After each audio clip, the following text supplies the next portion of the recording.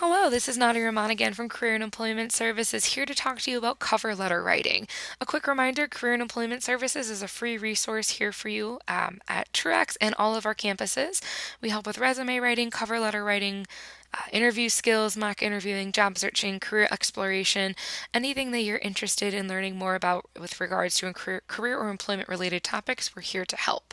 We do have access to resources at all of our campuses, including regional advisors, so please don't hesitate to reach out with any questions you may have. So let's jump right into cover letter writing.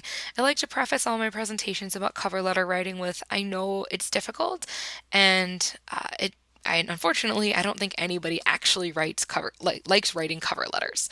So I understand the painful process that this will be. Hopefully, the information I share today makes it a little bit more fun and a little bit more manageable for you and answers any questions you might have. So let's start with formatting first. So you'll want to use the same header that you had on your resume. This is a slight change from previous practices with cover letter writing. We're focused on branding and consistency. So we want to make sure that your brand is recognizable. One way to do that is to use the same header on all of your documents. So copy and paste that header from the resume over to the cover letter, and you're good to go. The next piece of information you'll want on your cover letter is the date. So on page 2 of the cover letter guide, you'll see Wolfie Wolfpack again. We've got the cover letter heading, which is the same as the resume, and then the date. This date is very important. You want to make sure you use the date of submission, not the date you started writing the document. If the date you started writing the document is a week or a few days old, they're going to wonder, why didn't you apply right away? Are you really interested? So use the date of submission. After the date, you'll want to include the employer's contact information. So you'll see on page 2, the example says Mr. Donald Duck, Vice President of IT at American Family Insurance. If you don't know the person's name, you can just put Human Resources, American Family Insurance, and you'll want to find the company's address. This step is pretty important. They may not include it in the job description. You may actually have to go to the company website, and by doing that, you're showing them that you took initiative to take one extra step and actually look them up and figure out where they're located. You will not be sending this by mail, so it's not for postal service purposes. It's more of just showing the employer that you are interested and you're willing to look ahead to see, where does their actual address. And then the next line after that will be your greeting. So the greeting we do not want you to have is "to whom this may concern." That's a very, very common opening to a cover letter, and it's very impersonal. We want to make sure that the person feels connected to your cover letter. So anything other than "to whom this may concern" would be better. Typically, I coach students to address the person directly. So if you know the HR person that it will be going to or the manager of the department, you can say, "Dear Mr. Duck," as you see on the example. If you don't know who it's going to be going to, I encourage you to say "to the hiring manager at American Family Insurance" or "to the human resources department at American Family Insurance." Even addressing the HR department, or you can say "to the manager of the IT department." Somehow address it to the human resources department or the department you're applying to. It's another personal touch that will stand out compared to those that use "to whom this may concern." The first paragraph. So immediately following your header and your information sharing and your greeting, you'll have your first paragraph. There's two ways to write a first paragraph. There's the standard cover letter way, which will work. You'll see on page 3 at the very top, it says "Dear Mr. Prince." There's an example there. A standard opening to a cover letter says, "I recently learned about the social media specialist position on the Wisconsin Tech Connect website and believe my experience and education make me an ideal candidate." Basically saying, "I saw your position on this website or through this source. I think I have the skills and experience to be a good candidate. Please consider me." Almost all cover letters start with that same sentence. And while it's not a bad sentence because it is telling them exactly why you're contacting them, it's not memorable. So imagine an HR person sitting in a room with 100 applications in front of them, and they've been charged with reading every single one. Let's say you're number 78 in that list of 100. If they're seeing, "I recently learned about so-and-so position on so-and-so website" for the 78th time, they're really not reading the words anymore. you're not going to catch their attention. They're just skimming through to make sure that you actually put effort into it. So instead, what we would like for you to do is write a creative cover letter. And you won't necessarily see this in this guide. This is something that, I coach my students on, and many of us coach our students on, once they have a deeper understanding of a cover letter. So you'll want to think of something that will catch their attention. The best way to do this is tell your story. So, an example, I had a student that was in the electronics program. So the electronics program, they do a lot of circuit assembly. They read blueprints, they gather parts or determine parts needed, and then they build circuits. So think like a light switch is on a circuit. And my student was also a very active musician. He was in quite a few community bands and orchestras, and was part of a jazz band, and that was his main hobby. And I said, well, what is there in common between jazz band and playing the saxophone and the violin, and your electronics degree? And it took us a few minutes, but we realized that what he loves about being in the jazz band is that you're an independent music player. So you have your skills of playing the saxophone, and then you find a group of people that you want to play music with, and you each receive the music for the same song list. And then what you do is you go out and you practice the songs on your own, and then you come back together, you find all the mistakes or adjustments that need to be made, you continue practicing, and then at the end the final product is your show. Very similar to electronics. You start with a picture or a concept. So you start with this end goal of developing a product. Similar to music, you start with the end goal of putting on a show. And then you have to look through blueprints, study music. You have to determine what parts fit, what parts don't. You go through trial and error. Those are the rehearsals. And then at the end, when you get all the pieces to fit together, that circuit, or let's call it that light switch, will actually flip the light on. Similar to music, when you get all the kinks figured out and you figure out how to operate together efficiently, you have a great show to perform. So we talked about the parallel between electronics and music. And believe me, I know that's not an easy story to come up with. So again, that's why we're here to help you figure out that story.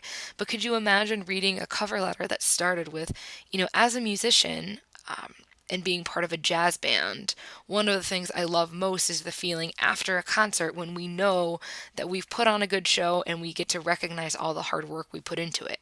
This person's applying for an electronics assembly position, and they're telling me about being a musician. I want to read where this is going, because now I'm both confused and curious. So you're catching their attention. You're breaking that cycle of, I'm excited to apply for the position I saw on the website. So I encourage you to come up with a story. It could be why you chose your field, what you're most excited about. It could be an example or a personal story of how you chose this career. Something that just introduces you as a person with skills and who is an applicant. And then it will end with the, based on my education and my experience, I think I'm a strong fit for this position. Please consider me as a candidate. So the opening paragraph introduces you and the type of candidate you're going to be. Following the opening paragraph, you'll have 2, potentially 3 body paragraphs. I like to keep students within the 1 to 2 body paragraph range, just because you don't have much space to work with. And if you're getting longer than 2 paragraphs, you're likely oversharing. So what the body paragraphs do is they help not only share your qualifications, but connect you with the employer. So your resume is very experience heavy. It's what have you done? How long were you doing that thing? What skills did you use? What did you learn? What did you contribute? The cover letter doesn't need to say all of the things that your resume says. Instead, what I recommend you do is you summarize some of the things that you've done in your previous experiences, but find ways to connect that to the employer. So if you imagine you have a piece of paper in front of you, I want you to write down the words I, me, my. And for every 3 to 4 times you mention I, me, or my, I want you to mention the employer. So I'm going to pick on American Family since they're in our document. So instead of saying, I would be a good fit for this position because my education has prepared me and I have experience in the IT field, Instead, you can say, American Family Insurance would benefit from my 10 years of experience in the IT field because. And what you're doing there is you're walking a very fine line between assertive and aggressive.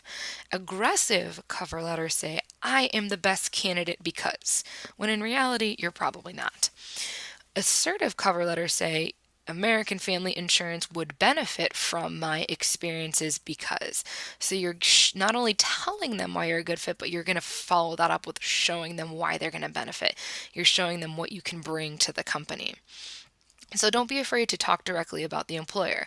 Again, just like adding their contact information and creating a customized greeting, you're showing them that you actually wrote this cover letter for that company. You can talk about the company culture and say, one reason I'm drawn to working at American Family Insurance is because of your positive image within the community. Then you're not even talking about the position, you're talking about the company culture as a whole. Many positions are not just interested in hiring fit for position, but they're interested in hiring fit for company culture. So addressing the company culture, reading the mission statement, reflecting the language used on their website is a great way to connect you with that employer. Moving to pages 4 and 5. So after you have your, approximately 1 to 2, maybe 3, I really encourage you to stay around 2. Your 2 body paragraphs, you're going to have a closing paragraph, and this is very short and sweet. These are almost always the same.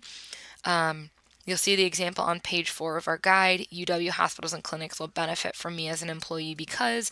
You can choose to use that aggressive statement again, or you can just say, I'm excited for the opportunity to work at UW hospital and clinics. Based on my education and my experiences, I believe I am a strong fit. I look forward to the possibility of discussing this opportunity with you. What you're doing there is saying that you want an interview. And then what I want you to do is I want you to take ownership of this process and say, I will follow up with your company within 1 week's time to check on the status of my application. You're not calling to ask when your interview is, you're calling to check on the status of your application. And then what do you do within a week? You call and follow up. That's giving you 2 points of contact. Now they've got your application. That's point 1. Point 2 is when you actually call the HR department and they talk to you on the phone. That's 2 points of contact, whereas most people only have 1. And when you call, the phone call is simply, hello, my name is Nadia. In my cover letter, I indicated that I would follow up on the status of my application. I just wanted to follow through and see if there was anything else that you needed from me in the hiring process. And they may give you some information, they may not be able to share with you, but what you're doing is you're saying, I said I would call, I'm calling, is there anything you need from me? You're giving them a directive and you're following through on it. That's a great quality in any employee. So after you write your ending paragraph, you close it with sincerely. Please do not things like yours truly or, with admiration. No, sincerely is the standard, business professional, but slightly personalized closure. So sincerely and your name.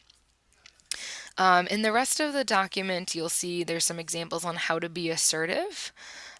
So some action statements for you that kind of explain further the difference between aggressive and assertive. And then some examples on pages 6 and 7. As well as pages 8 and 9. So if you look on page 8, the Pink Panther example, you'll see there's a creative example there. So this applicant is talking about their 5th birthday and what they had asked for as a gift. That's how they introduce their interest in being a veterinary technician. You'll see on page 9, for some industries, especially if you're going into a very technology-heavy industry, it may be helpful to have a bullet point list in the middle. So you have a paragraph that introduces, you have a paragraph that explains your credentials, and then a list of the required skills needed for the job. That's great if you're going into, again, a very tech-heavy job or very skills-specific industry.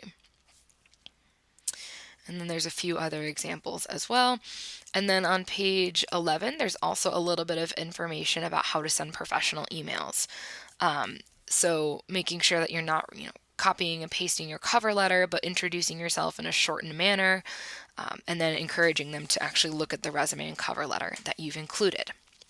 That's a very brief introduction to cover letters. Again, if you're interested in setting up either an in-person or phone appointment, you can contact Career and Employment Services at 608 243 4598. Thank you for your time and good luck writing your cover letter.